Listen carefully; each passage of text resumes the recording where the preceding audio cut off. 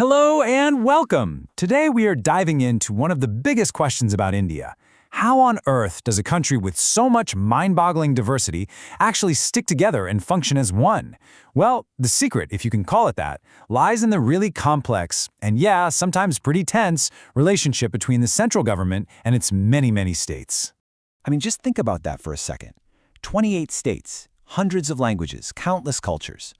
How do you govern all of that? It is this incredible balancing act, right? Trying to keep national unity while letting all these regional identities flourish. And the answer, really, is baked right into India's constitution, which you can almost think of as a kind of family rulebook. So, to make sense of this, let's use a simple analogy. Picture India as one giant house. The central government, what we call the center, is like the big brother. It's their job to look after the entire house, make sure it's safe and sound. And the states, they're the small brothers, each with their own room, their own space. The Constitution, then, is that set of house rules that everyone's agreed to, designed to keep the whole family running as smoothly as possible. All right, first things first. Who gets to make the rules? In our family house, who decides the rules for the shared spaces like the living room? And who gets to decide what happens in their own private bedroom? In government terms, this is all about legislative power. Who gets to make the laws? The Constitution lays it all out with 3 different lists. First, you have the Union list. This is Big Brother's territory, all the big picture, national stuff like defense, foreign affairs, and money. Then there's the state list, which gives the small brothers, the states, power over local stuff like the police, agriculture, things that affect daily life in their region. And finally, there's the really interesting one, the concurrent list. This covers areas like education and forests, where both the center and the states can make laws. It's shared territory. So, what happens when there's a disagreement on that shared list? Let's say the center passes a law about education and a state passes a conflicting one. Who wins? Well, in this family, the big brother's rule is final. The central law will always override the state law. This is to make sure there's a consistent standard on important issues across the whole country. Now here's where it gets really interesting.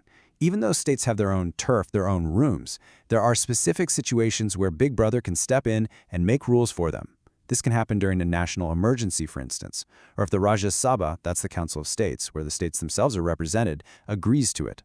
The center can also step in if a couple of states ask for it, or to follow through on an international treaty.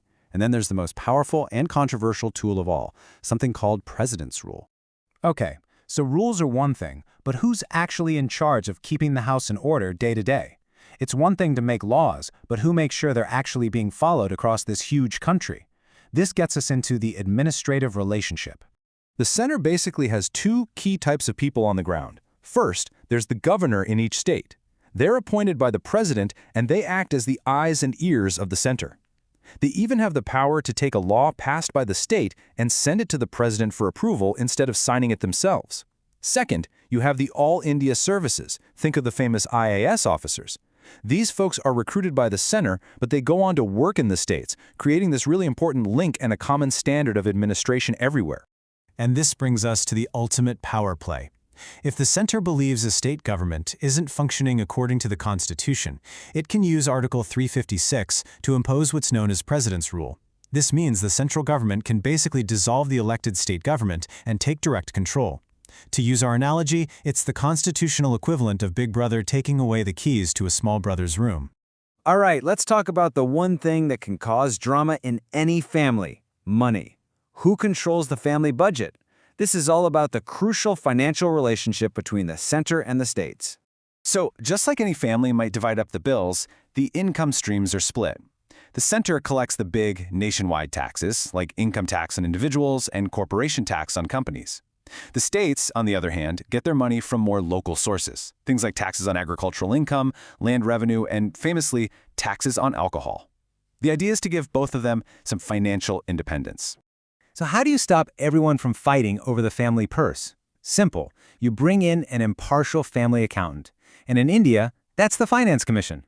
It's a body created by the Constitution that gets together every 5 years. Its main job is to figure out a fair formula for sharing all those taxes collected by the center, the big brother, with all of the small brothers, the states. And, just like a big brother might help out a sibling who's a little short on cash, the center provides something called grants in aid. This is basically extra money, and an allowance, if you will, given to states that are in financial need. It's a way to make sure that no part of the family gets left too far behind. Of course, like any family, this relationship is not always perfect.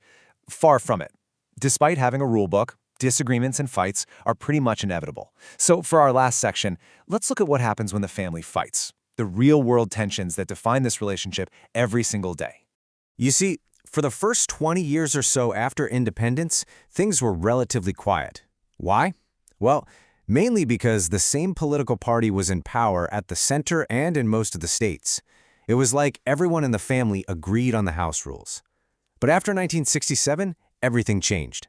Different parties started winning state elections, and these new small brothers started to demand more freedom, more autonomy, and they began pushing back against Big Brother. So what are the things they argue about over and over again? Well, states often complain that the governor is just a political agent for the center. They argue that president's rule is used to unfairly get rid of opposition governments.